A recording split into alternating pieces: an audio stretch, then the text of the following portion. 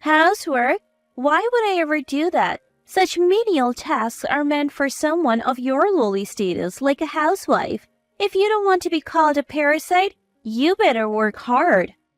I tried my best to hold back my emotions after hearing those words.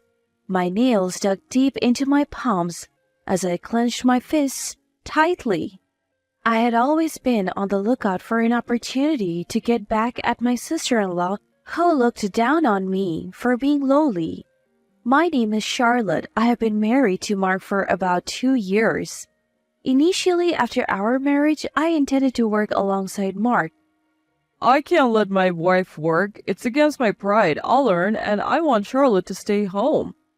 However, due to his somewhat old-fashioned belief that I became a homemaker. Being a homemaker is quite challenging.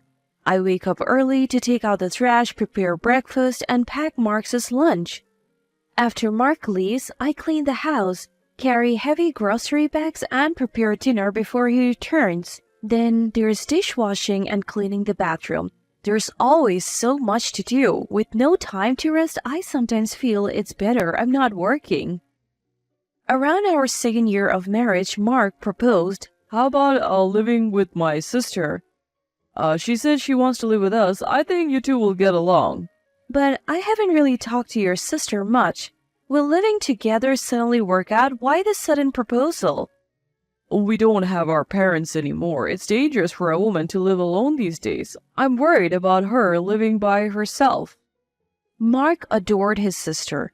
Having lost their mother at a young age and living with just their father and sister, it was natural for Mark to look up to his sister as a mother figure.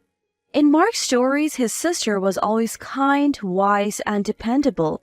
Mark was enthusiastic, saying, "Now it's my turn to protect her. Just meet her once. I'm sure you two will get along." He persuaded me and I agreed to meet Sophia. A long time no see, Charlotte. Hello, Sophia. It's been a while. I hope we can get along well from now on.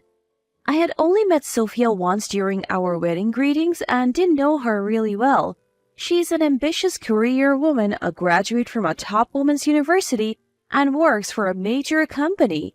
Mark often bragged about her, saying she earned more than him. Talking to Sophia, I could tell she was highly intelligent, probably due to her education. She was quick-witted and pleasant to converse with. She was stunningly beautiful, with every detail from her hair to her nails meticulously taken care of. I felt a twinge of jealousy when Mark commented on how beautiful she looked. We enjoyed our conversations at the cafe, and in the end, Sophia paid for everything. Seeing the thick wads of cash in her expensive-looking branded wallet, I couldn't help but get excited. I naively hoped that with her substantial earnings, our household income might increase. However, my expectations were too high. Living together was fun initially, probably because I treated Sophia more like a guest. I treated Sophia like a guest, which might have been why things were smooth initially.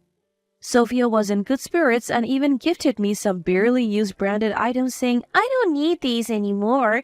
You can have them." I thought the three of us could live happily together. However, about a month into living together, Sophia's true colors began to show. Like Mark, Sophia had a high sense of pride. She constantly bought branded bags and accessories to compete with her female colleagues. Once the trend passed, she would discard them. Chasing after the latest trends, Sophia hardly saved any money and she didn't contribute to our household expenses. The branded items she gave me were just things she no longer needed.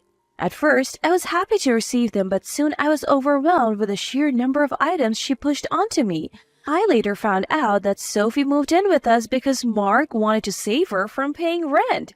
She avoided rent to buy more branded items, and Mark had planned it all. Had I known this, I would never have agreed to live with Sophia. Mark had kept this from me when deciding to live with Sophia. Mark, doesn't this bother you? Oh, what do you mean? When I criticized Sophia, Mark seemed unfazed.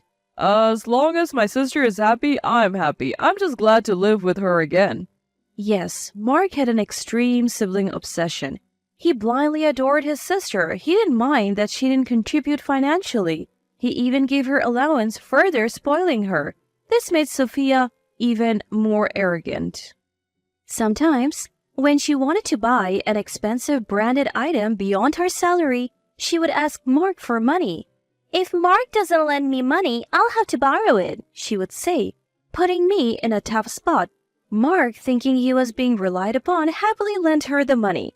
It would have been fine if she just contributed. Our income remained the same as before. Sophia moved in. However, Mark giving her an allowance meant our expense exceeded our income. Plus, having an extra person increased our living cost. I had once asked Sophia, "Could you please help with the household chores?" But Sophia looked down on me, saying, "Why should I do such menial tasks? That's a job for someone of your lowly status. I work hard and earn my money, you know." "But you don't contribute to the household expenses." "How I spend my money is my business." That's right, Charlotte. If you talk back to my sister, I won't stand for it. Mark turned out to be such a good boy. Sis. Mark murmured as Sophia affectionately stroked his head.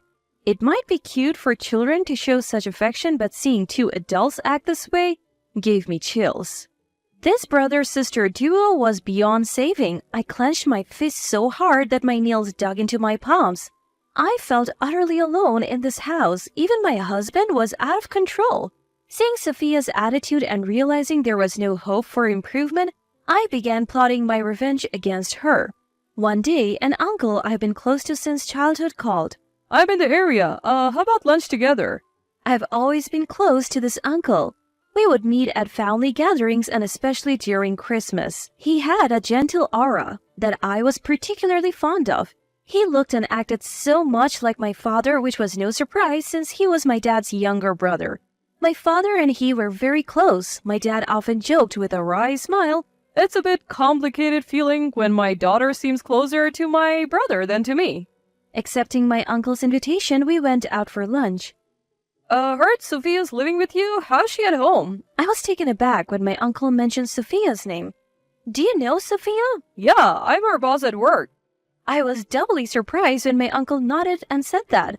"Sophia is excellent and works hard at the company. I sometimes worry if she's getting enough rest at home, but I guess I shouldn't pry into her private life." When I learned about the relationship between Sophia and my uncle, I had already devised a plan for revenge against her.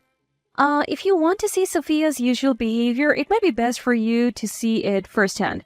I promised my uncle that I would secretly show him Sophia's usual behavior, and we just had lunch together before parting ways. Later that evening, I decided to invite my husband and Sophia to a restaurant for a discussion. I managed to persuade the two, who seemed to have no suspicions, and booked a table at the restaurant. I later reserved the seat next to ours for my uncle. Conveniently, there was a partition between the seats. You could hear the conversation from the next seat, but you couldn't see the person. A few days later, my husband Sophia and I sat at the reserved table. My uncle should already be seated next to us. "So, what's this discussion about?" As soon as she sat down, Sophia asked me in a curt tone, "Well, why don't we order some food first?" I tried to calm things down by handing Sophia the menu. After ordering, water was served. I took a sip to ease my nerves before broaching the subject. The truth is, I invited you here because I have something to discuss. I want to live separately from Sophia." At my words, Sophia looked at me with disdain and said, "What do you mean?" I feel like I have reached my limit living with Sophia. Her closet is full of luxury items. She doesn't contribute financially to the household, and I wish she would at least help with the chores. "Why should I do housework? Isn't that something for low-status people like housewives? Why should I do it?" "That's right, Charlotte. Don't be selfish towards my sister." Who's being selfish? And since when is being a housewife considered low status? Are you challenging me? This must be a joke. Sophia, seemingly agitated, grabbed a glass of water and splashed it on me. "You should just do the chores in my place. You don't even earn money, so don't you dare tell me what to do." The restaurant went silent after Sophia's outburst. Sophia seemed out of breath from shouting so loudly. "So, Sophia." A man's voice hesitantly called out to Sophia. Recognizing the voice, Sophia looked shocked. "Manager, why are you here?" "My uncle. Is there a problem?" I calmly replied to Sophia as I wiped the water off with a handkerchief. You You set me up? Sophia glared at me with a horrified expression, but it was too late. My uncle looked utterly shocked at Sophia. Sophia, no matter how talented you are, this behavior is unbelievable. Manager, please wait. This isn't what it looks like. What's different? To me, it looked like you were belittling my niece. I mean... My uncle sighed deeply at Sophia's attempt to explain. Sophia, even if you're a valuable employee, I question your character.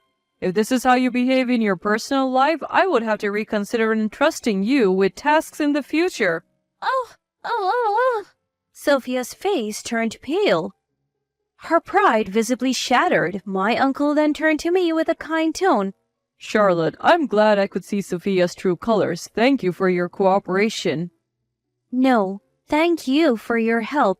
Now, I can leave Sophia and my husband without any worries. What do you mean by leave? Mark's voice trembled. Mark, I want a divorce. I have already prepared the divorce papers. Just sign here. I pulled out the divorce papers from my bag. My section was already filled out. Divorce? Why? Why not? Don't let me say I don't know. I slammed the divorce papers on the table. The palm hits the table and makes a loud bang. If you want to live with your beloved sister so much, do it without me. I can't deal with you two anymore. Sign it now. With trembling hands, Mark signed the divorce papers. I checked to ensure everything was filled out correctly and put the papers back in my bag.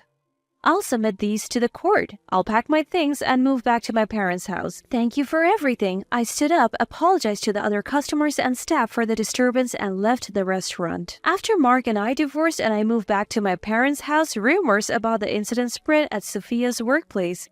She became the laughingstock even among her brand-conscious female colleagues.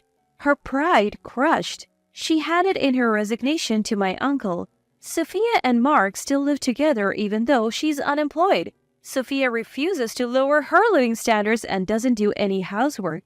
At first, Mark tried to juggle work and household chores, but it became too much.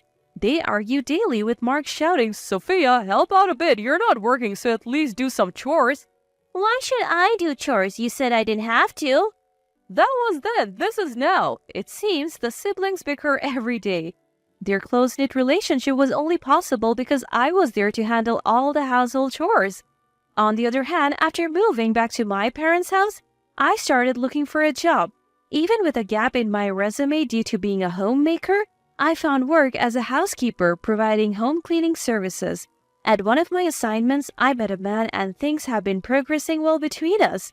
My heart raced when he gave me his contact information, expressing a desire to see me outside of work. This time, I want to be cautious and observe his behavior and attitude closely to ensure I can have a happy life. I don't want to be fooled by another sibling obsession again.